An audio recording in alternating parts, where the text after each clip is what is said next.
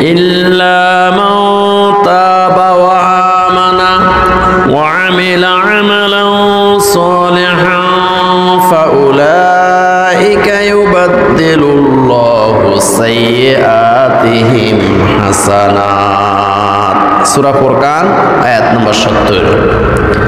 আল্লাহ সুবহানাহু ওয়া তাআলা বলেন, ইল্লা মান তাবা, বান্দারা গুনাহ করার পরে, পাপ করার পরে, অপরাধ করার পরে ওই বান্দারা যদি খাঁটি তওবা করে, ওয়া আমানা, এবং খুলুসিয়তের সহিত, ইখলাসের সহিত, একনিষ্ঠ চিত্তে যদি তারা ঈমান গ্রহণ করে, আল্লাহর উপরে, সমস্ত নবী রাসূলদের উপরে, ফেরেশতাদের উপরে, তাওরাত, জাবুর, ইনজিল, কোরআন সহ 104 খানা কিতাবের উপরে, পরকালের উপরে যদি তারা খাঁটি ঈমান গ্রহণ করে, ওয়া আমিলা আমালান সালিহা, এবং তারা যদি আল্লাহর পছন্দনীয় নেক আমল যদি তারা করে, তাহলে ফাউলাইকা ইউবাদদিলুল্লাহু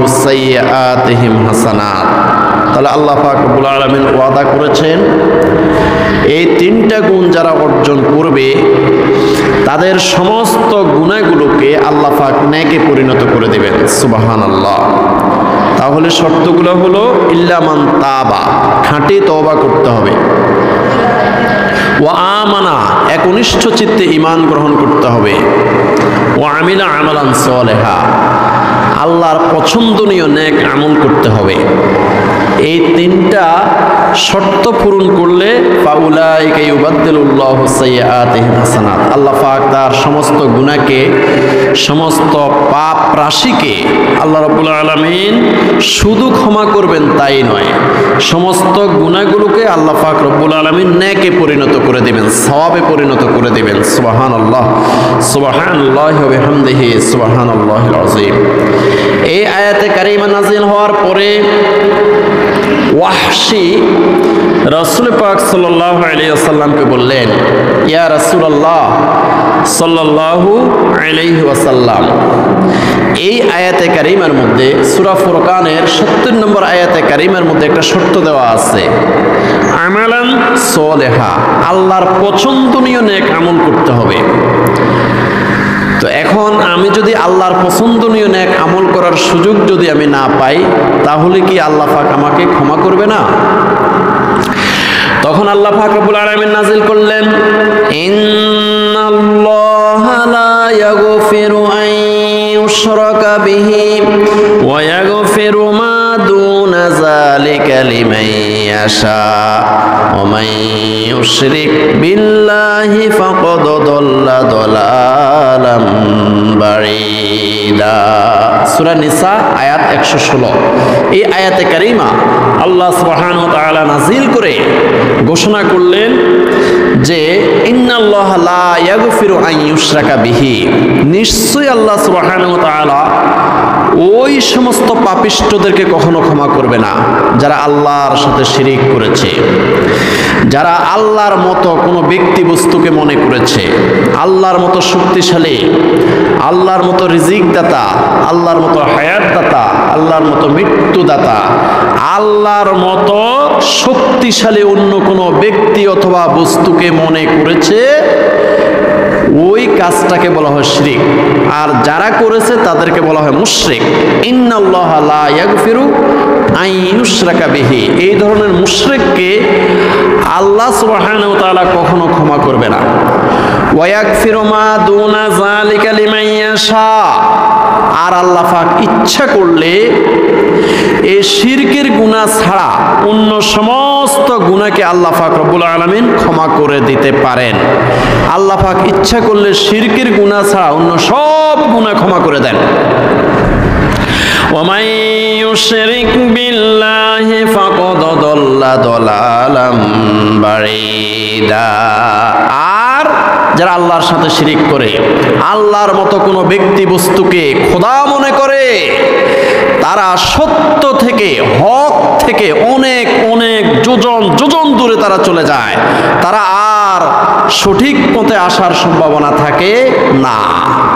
এখন ওয়াহশী রাসূলুল্লাহ সাল্লাল্লাহু আলাইহি ওয়াসাল্লামকে বললেন, ইয়া রাসূলুল্লাহ সাল্লাল্লাহু আলাইহি ওয়াসাল্লাম, এই আয়াতে কারিমার মধ্যে অর্থাৎ সূরা নিসার 116 নম্বর আয়াতের মধ্যেও তো এখানে একটা শর্ত দেওয়া আছে, লিমাইয়াশা, আল্লাহ পাক ইচ্ছা যদি করেন, যাকে ইচ্ছা করেন তাকে ক্ষমা করে দিবেন।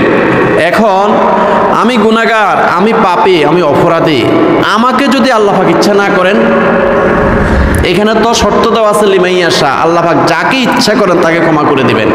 এখন আমার কি উপায় হবে? সাথে সাথে আল্লাহ পাক রব্বুল আলামিন চূড়ান্তভাবে নাজিল করে দিলেন, কুল ইয়া ইবাদিয়াল্লাযীনা আসরাফু আলা আনফুসিহিম লা তাকনাতু মির রাহমাতিল্লাহ ইন্নাল্লাহা ইয়াগফিরুয যুনুবা জামিআ ইন্নাহু হুয়াল গফুরুর রহিম। সূরা জুমার আয়াত 53। এই আয়াতে কারিমা নাজিল করে আল্লাহ পাক রব্বুল আলামিন ঘোষণা করলেন, কুল, হে নবী মুহাম্মদ সাল্লাল্লাহু আলাইহি সাল্লাম, আপনি আমার পক্ষ থেকে ঘোষণা দিয়ে দেন, আমার কথাটাই আপনি বলে দেন।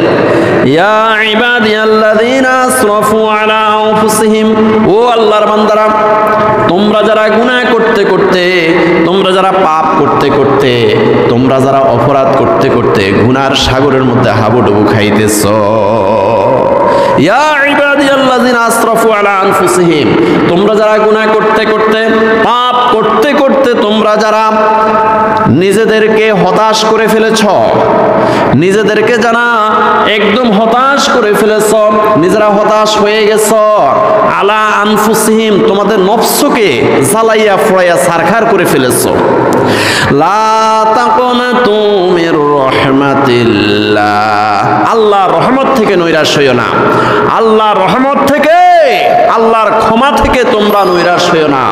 তোমার পাপ যদি হয় পাহাড় পরিমাণ, আল্লাহর ক্ষমা, আল্লাহর রহমত হলো আসমান পরিমাণ।